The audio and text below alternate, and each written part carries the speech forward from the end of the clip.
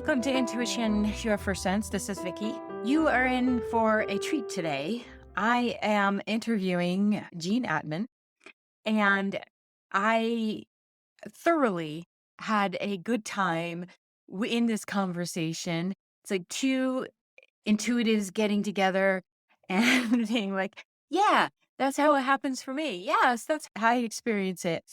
And with some information thrown in there for you and how you can move past some story, get into choice, maybe deal with some understanding of what is burnout and how to charge up your energy field with some very practical day to day advice and conversation. And I'm so grateful that she took the time to come on. She also has an offering that you'll have to listen to find out what it is. It'll also be in the show notes. So go ahead and click there that you may want to do yourself. And thank you so much to Jean for coming on and bringing her light to this show. It's refreshing to have a conversation with someone who understands walking in energy and applying energy and the experience of being a soul and human and how it really is an amazing gift. So listen to this podcast a little longer than usual, but that's because we were having fun. So I hope you will too. And then I will see you in the next episode. Jean, thank you so much for coming on Intuition, Your First Sons. I appreciate you carving out some time and bringing your wisdom and what I feel like is already going to be a very aligned conversation that the listeners can be part of and hopefully glean some stuff from both of our experiences and take with them, use to their benefit, because that's, as we both believe in, up leveling and raising vibration. And just the more the merrier, right? So, so thank you. Thanks for having me.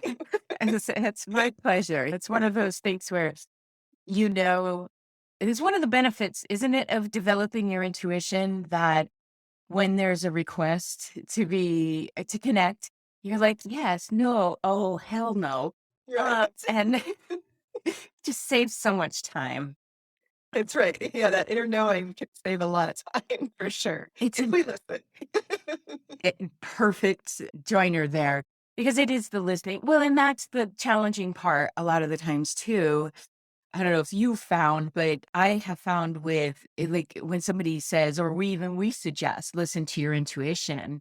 It can be a very literal thing that people hear, and they're like, I don't hear it, and it's like, well, do you feel it? Is it tapping on your head? So, tell me a little bit about how you found your inner voice, your intuition, so that they can get to know you too. Sure. Yeah, it's a good question. So I have kind of came into this plane of experience with, I don't know, sort of like this deep inner knowing anyways, kind of a deeper connection with outer worldly beings and things that didn't really exist here in this plane. Mhm. And my parents, a little backstory, my mom was a nun and my dad was a brother, and they met through their religious life and they had to get a dispensation from the Pope to get married. So they are very much in the box Catholic thinkers. This is our belief system. This is all we know. This is what it is. Mhm. And so when I come in here, remember past lives, all these other things, they didn't know what to do with me. So I thought for most of my life that I was a weirdo and that I didn't know how to be here in this plane. And so for a long time, I tried to shut that stuff down because it didn't seem like it fit into what I was supposed to be fitting into. Mhm. And when you have all these expansive experiences, you try to cram into a little box. It's not comfortable. So I went through a big part of my life where I was rebelling against all kinds of systems because nothing just felt like it fit. It felt like this conflict all the time with how I wanted to naturally be. So I developed a lot of congestion in my field energetically just from really dense experiences and hardship and struggle. And when you carry all of that stuff, it does really bring you into so much heaviness and density. And when you're carrying a lot of that trauma energy, it's hard to hear your intuition because intuition comes through as a whisper. And the more you get in touch with it, it can feel very complete, visceral, physical experience. But when you're congested with a lot of trauma and density, it's hard to hear through the congestion. And so, with growing up with a lot of trauma in my past, my mind became hypervigilant, always looking for things to make sure that I'd stay safe, which is another way that intuition gets suppressed when you're always in your head. So it took a while to unpack all that stuff and to come back into actually knowing how to listen and more importantly, how to trust it. Mhm. That if I did listen, because typically intuition's a funny little thing, because typically it'll come through in ways that where it doesn't make any logical sense Exactly. that you follow it, Yeah. but you know it with every fiber of your being, so you really can't not follow it. Mm. So it's an interesting dynamic that happens at first when you're just starting to kind of listen.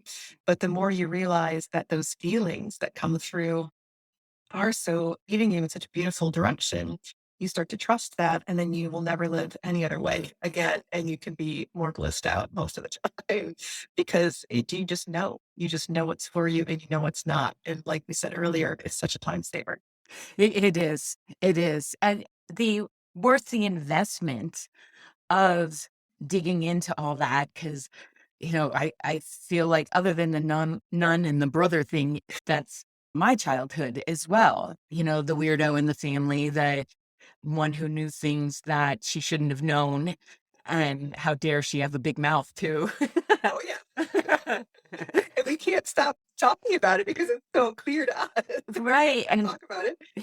exactly, and it feels like I don't understand how you people aren't seeing this. It's, like, written right on the wall practically for you, and they're like, "No, Vicky, that's not how it is, or that's not how it works for everybody." Like, "Seriously?" Like, "Okay, well, then I gotta help people learn how to do this because I need other Yeah. people to talk to." It became a very self-centered thing, right? Right. So with this congestion in your field, I heard that, and I know you'll appreciate this, but sometimes when somebody says a statement, there's one sentence that yells at me, and I'm like, oh, go get that sentence because that's got a lot of amplitude behind it. It's got a lot of energy, literally a lot of energy. And you had said that your field was congested, and I would love to bring that into a topic that I feel like is happening a lot for people right now, which is the quote unquote burnout. Because I'd love to hear your experience with this. When I'm working with someone, the first thing I do is look at their field. I don't see chakras but I see a field. And I'm like, why is there a lawnmower in your field? Like what's going on in here? What's all the congestion? And that has been my experience that once we clean up that congestion, like you were saying, you can hear, you can tune in. I also feel like that congestion is the weight of the world that we're carrying around, which then leads to the burnout. So I'd like to hear from you your observations, your experience with working with yourself, because sometimes we're the greatest examples for our clients and from whence we've come and where we are. Talk a little bit about your experience in getting that what is that clutter and how to get it out of the field. That took me a little bit to get to. Well, it's a big concept. It is. I'm like, how do I Whittle this down into something tangible. I know that's sure in my list too. Technology expands and bringing it into something that's simplified. Yeah. It's an interesting thing because right now, as we're in this ascension process, it's a lot about frequency, Mm. the frequency of our field where we're vibrating. And so when we're in the lower frequencies, we're typically carrying a lot of the old shame, blame, the guilt, the resentment, all of those other kind of more dense emotions that are weighing the field down, right? And when we're in that lower frequency, we're interacting with other things that are also of lower frequency. So it's kind of like you're in the basement level of things when you're carrying all of those old heavy emotions.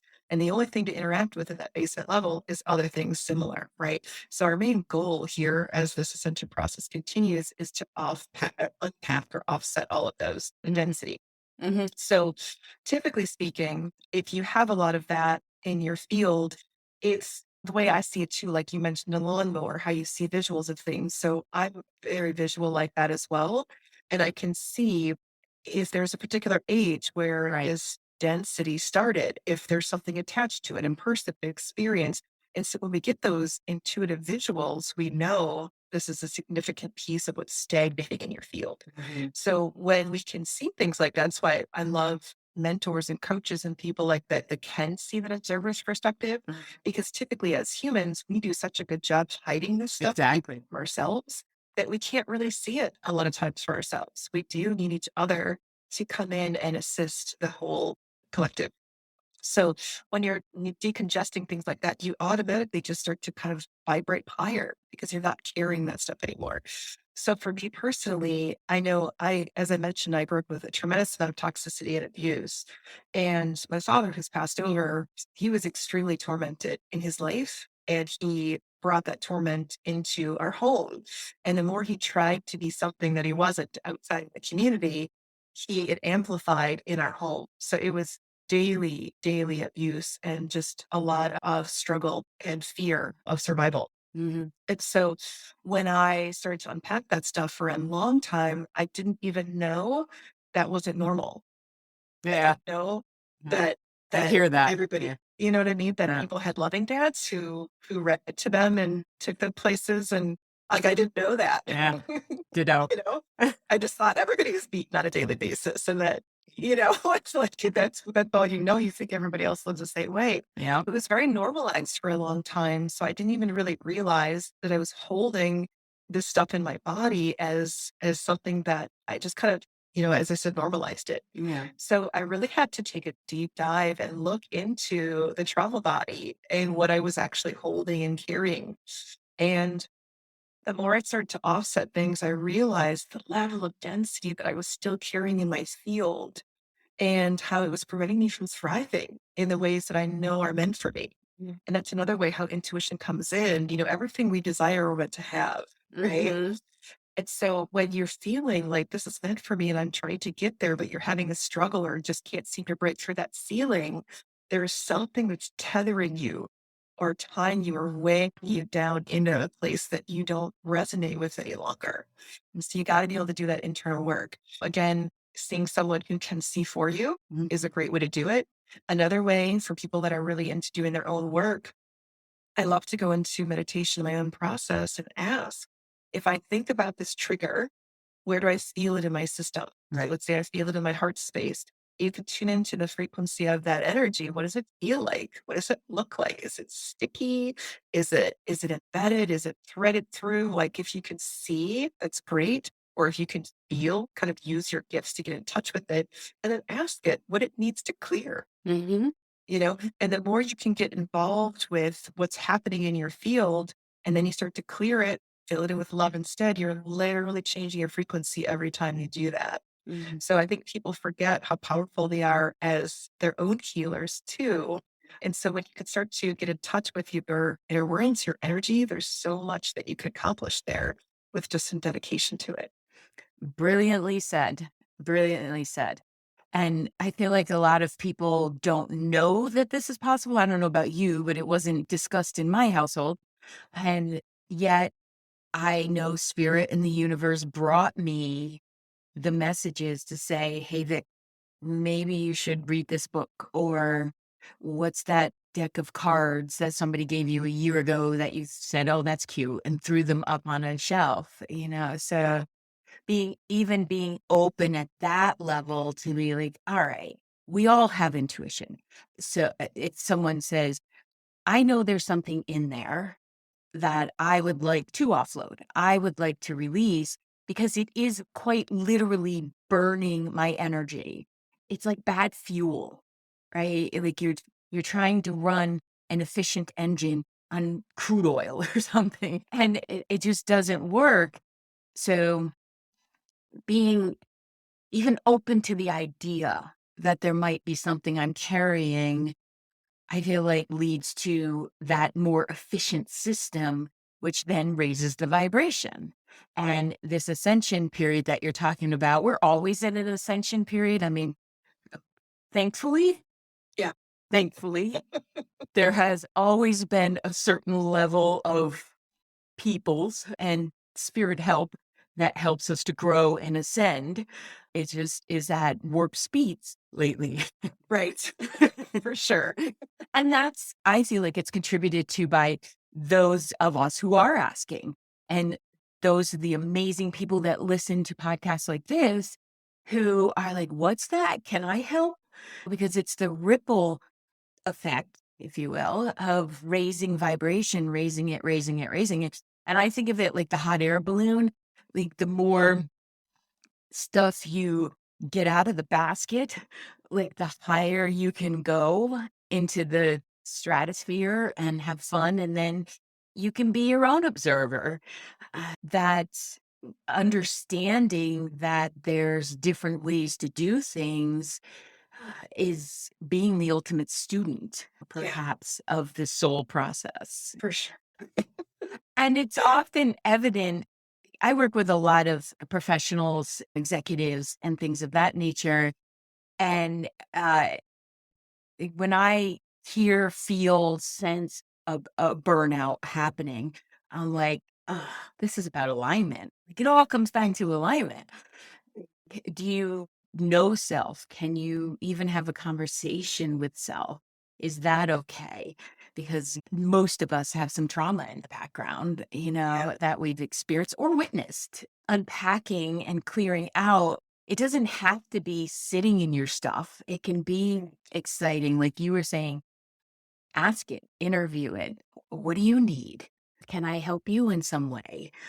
It gets to be fun. And I think that's something that's not talked about a lot, that this self-discovery, raising your vibration, understanding what makes you tick can be a lot of fun because I don't know about you, but like if somebody says to me, you need to work on this, I'm like, I do.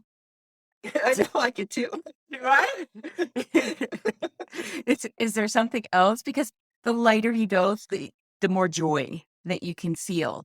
I'd like to talk about how to plug in this power source, like how to strengthen, electrify with the understanding that yes, the clearing has to happen. We know that. Most people know that. Yeah. Okay, you're in the process of clearing. How do you also charge the field, like this energy field that exists uh, beyond our physical beings?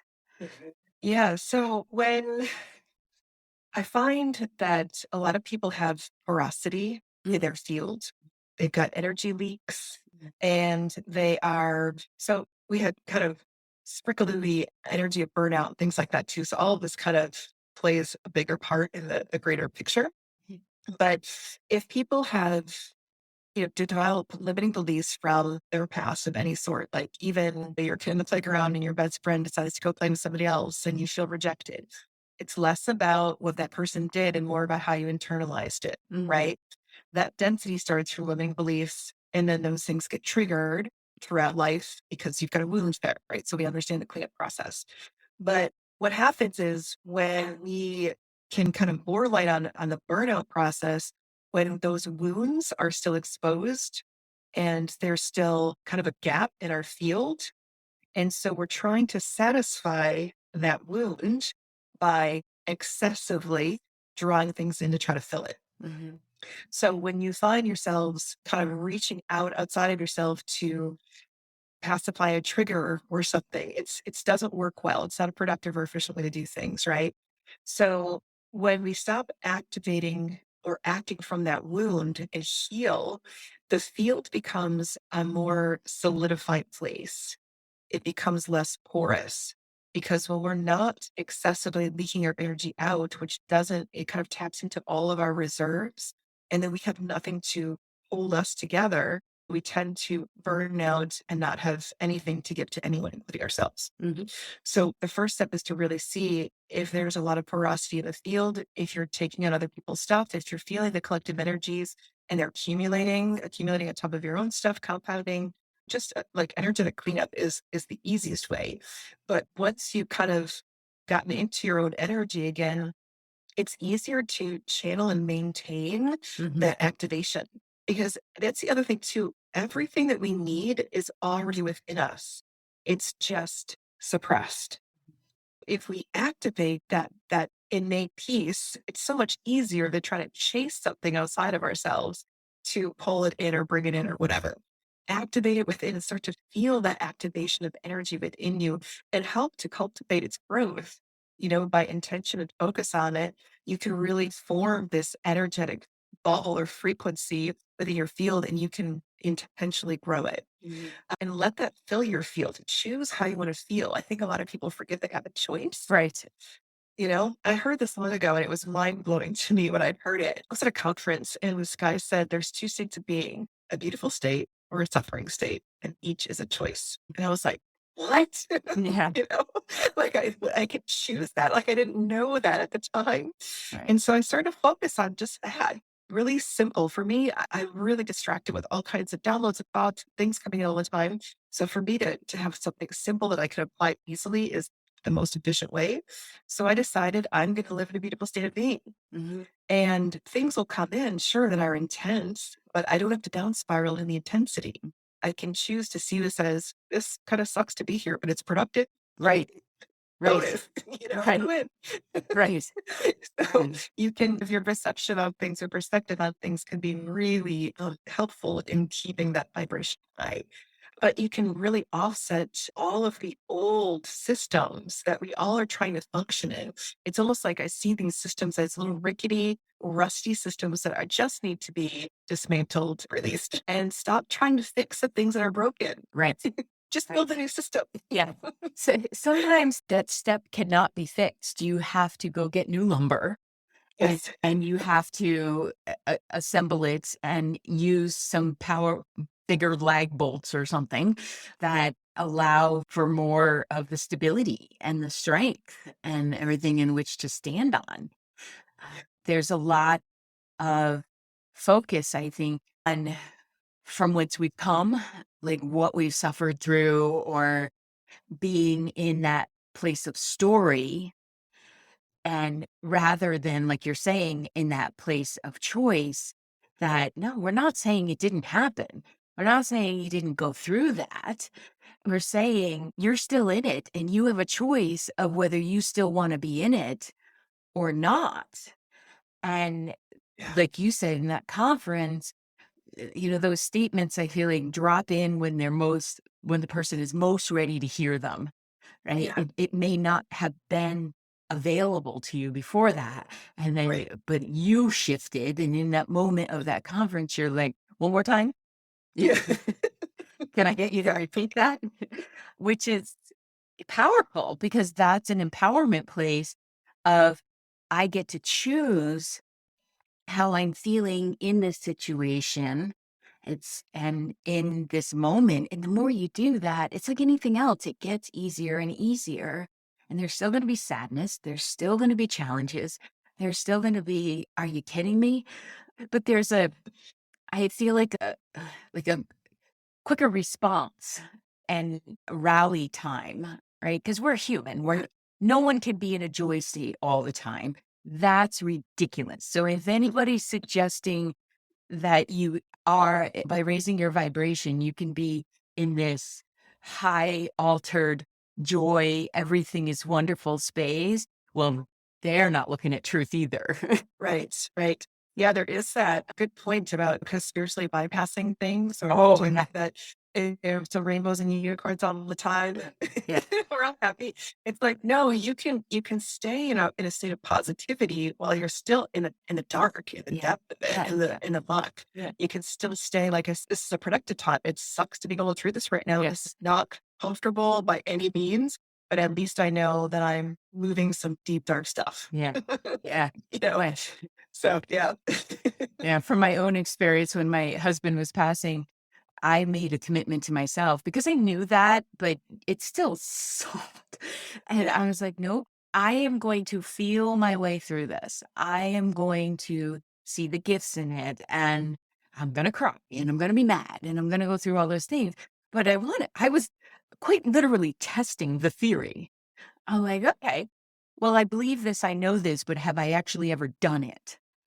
So I'm going to step into this and I'm really going to do this and like be in it and feel every little nuance.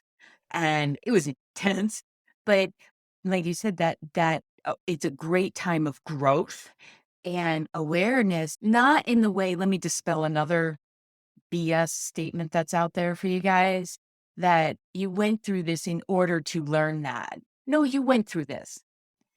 If you learned, great. There is no one assigning these things, saying you're going through this in order to suffer. Stop it. That's not true. Uh, However, in the choice, we also have a responsibility to ourselves, to our soul, to say, well, all right, I said I wanted to grow. So let's do this. And then I feel like the world becomes more of a playful place to be, becomes more of a supportive, higher frequency vibrational place. You still see truth, but it's not as defeating. Yeah. Yeah. I remember when I was learning that when you grow up in a household where you need to be very aware of other people's emotional states to feel safe and secure, your empathic gifts Yes. come on board like crazy, right? And for a long time, I believed that my gifts came because of the trauma. Mhm.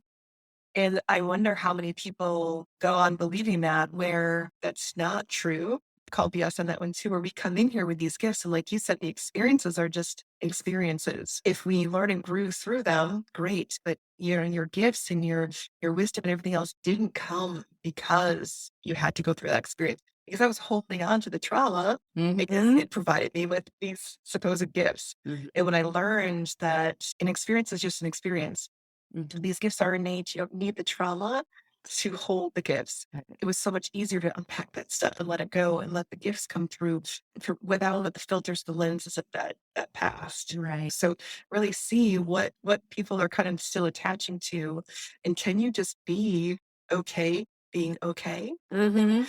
Can you just be in your gifts and choose to live in a way that feels good and make choices that feel good? Can you give yourself permission just to do that and not get into the overworking, the people pleasing, all the expectations of other people? Think about what do you feel you need to prove to yourself or to someone else? That to me is the most least productive way to use energy is trying to prove something because typically you're always trying to prove it to that one person that's never going to shift out of that being.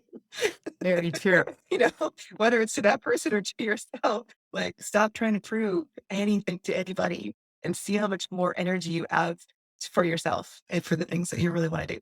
Right. And that leads me to, we should just call this, let's dispel some of the BS that's out there. That leads me to that word authenticity, right? Which is so overused and yet I think misunderstood because the authenticity is like, I want to live an authentic life. And then like, but you're not listening to yourself. Right? This, I can feel the discord in that.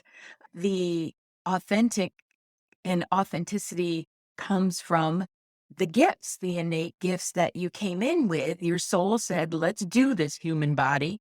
Let's see how much fun we can have. And let's perhaps learn through love rather than learn through conflict. So if there's a desire to know your gifts and live authentically, it involves listening to what am I still carrying? What do I need to prove to myself? Do I need to prove to myself that my body hurts all the time? Well, what if you prove to yourself your body doesn't hurt all the time?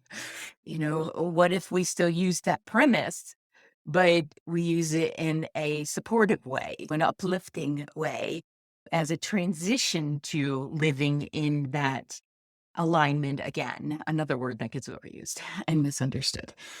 There's catchphrases, I feel like, Yeah. that end up happening. And it's like, oh boy, okay, that just maybe it sold a book, but it didn't really give you the truth of it. So, It's right.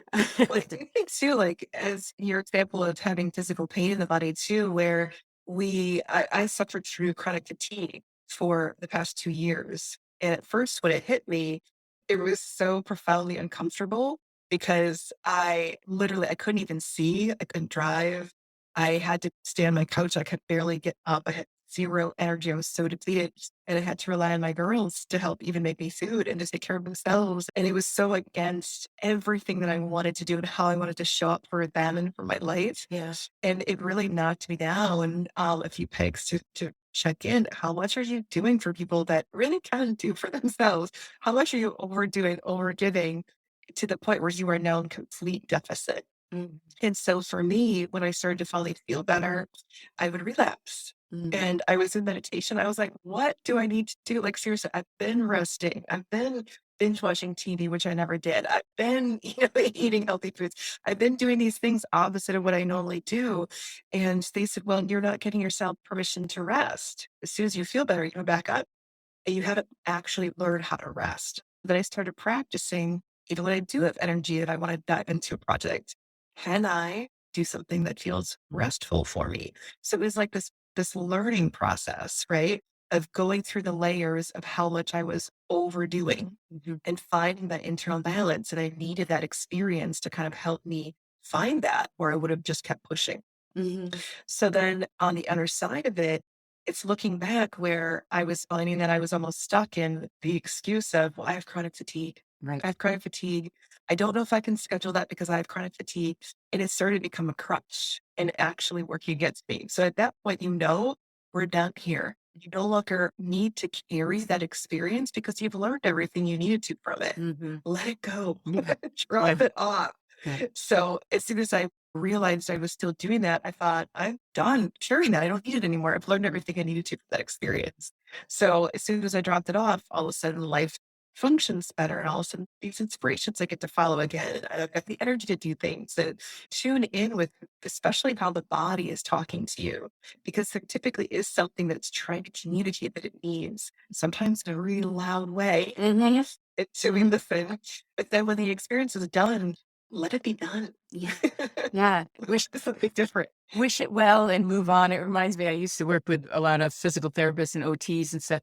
And one of them had the best line when people would ask her, how do I know that I don't need the cane anymore? And she's like, when you leave it at the restaurant and you walk out without it, or you leave it in the house and you end up, you're in the car and you're like, oh, I forgot my cane. She's like, that's when you know you don't need to lean on that anymore. Yeah. And I've remembered that in this context too of when if you have to reiterate to yourself that you went through something, it's no longer active. You're choosing to make it active. Mhm. And it's like, that's not the story that's needed here. Perhaps the story is, wow, I listened. I really listened. Yeah. Go me. You know? Go me. Yeah. I did that. And now I can move forward with a more knowing self, a more connected inner self that the next time something comes up, because it will, we're Yeah. human and beautifully human. So that indication is going to likely be in our quantum field as well as our Newtonian field. It's going to let us know.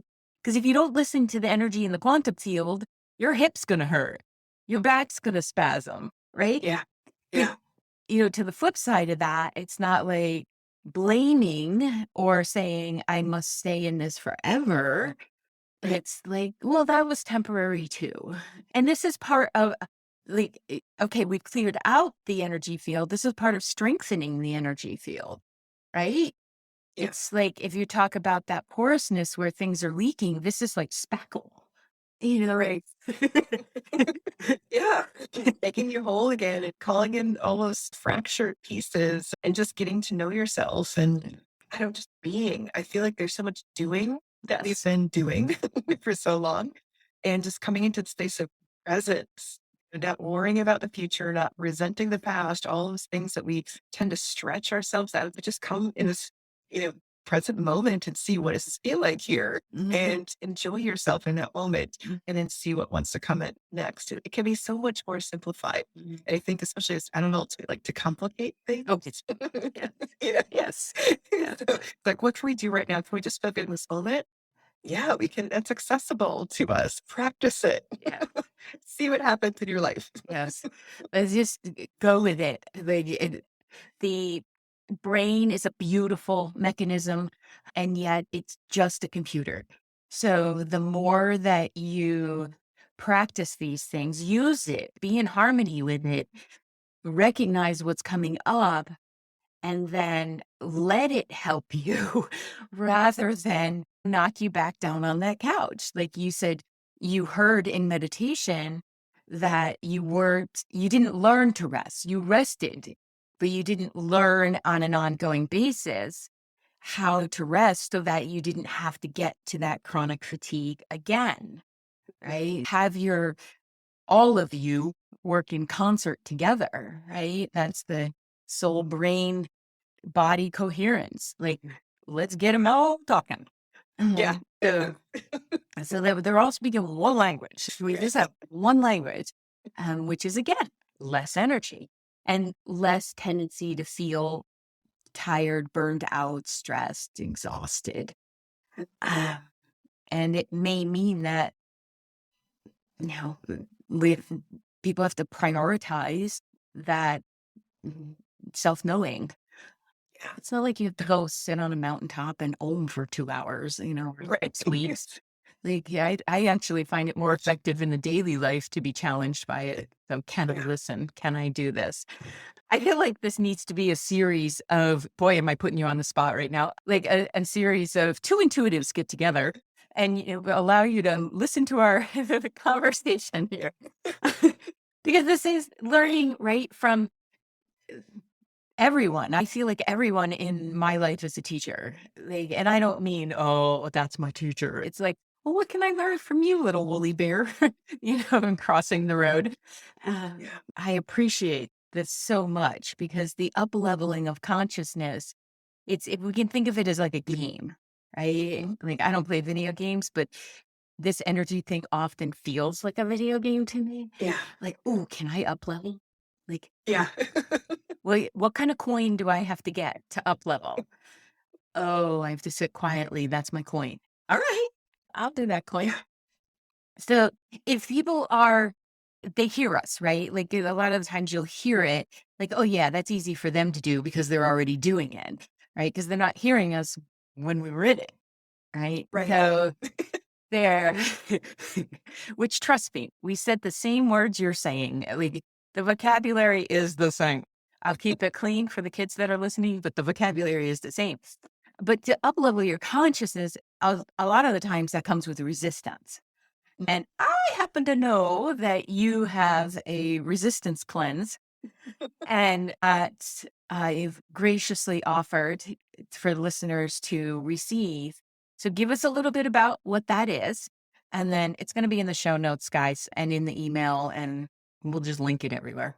Yeah, that sounds great. Yeah, I created a 5-day resistance cleanse. And this was actually created a good friend of mine. I saw her in so much turmoil in her life and trying to speak with her about it and help her kind of come into more conscious awareness about how you really do create your own reality.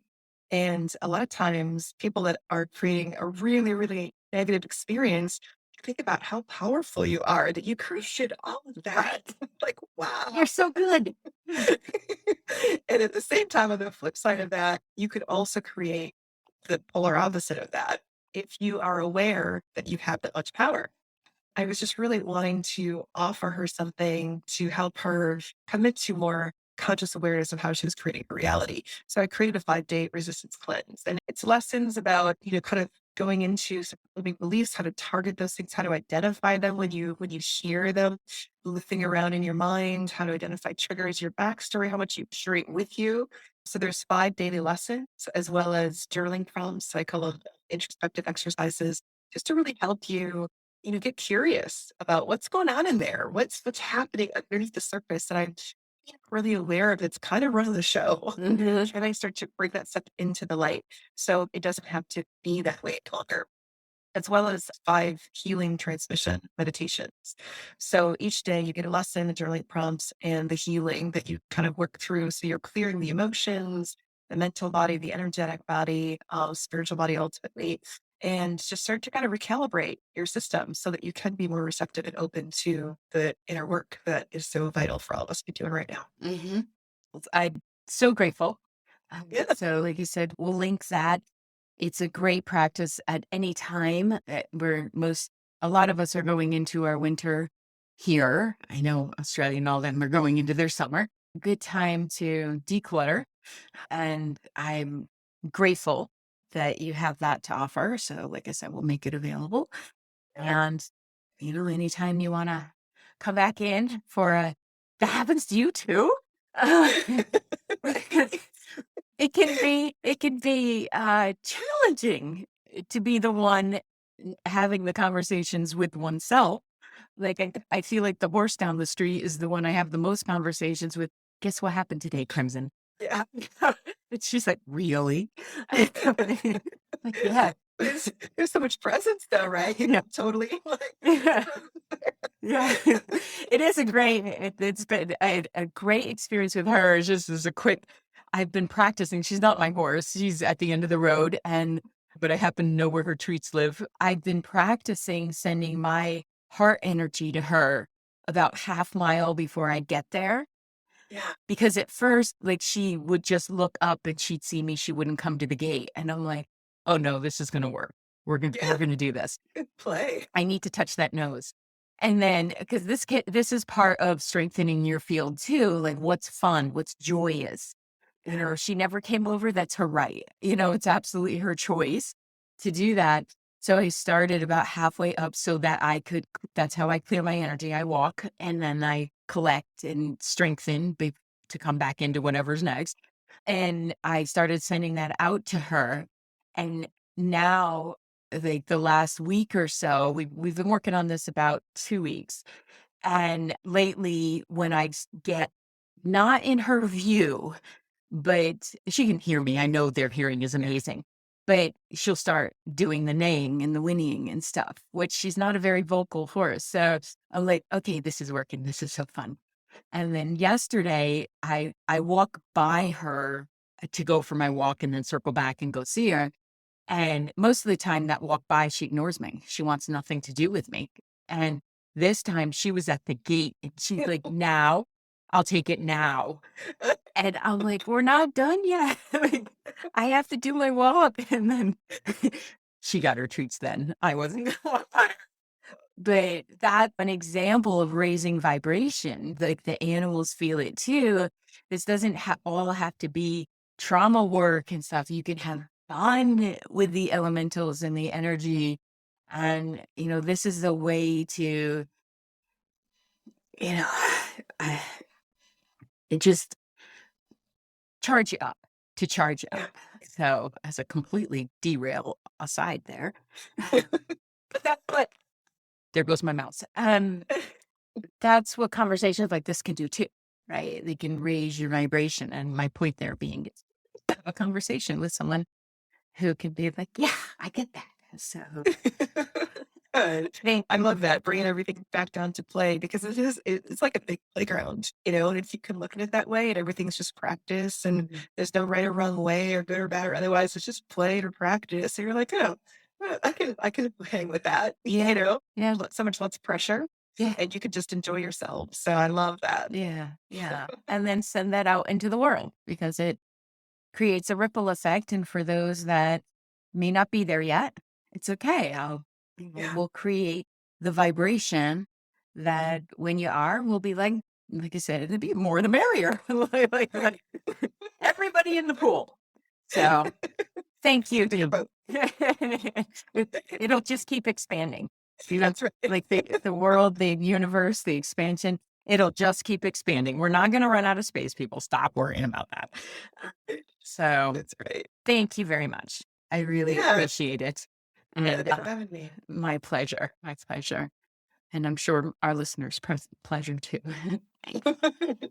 Wow, thank you for listening to this episode of Intuition Your First Sense. If you still want some more Vicky and some more intuitive development skills, you can head over to vickybaird.com.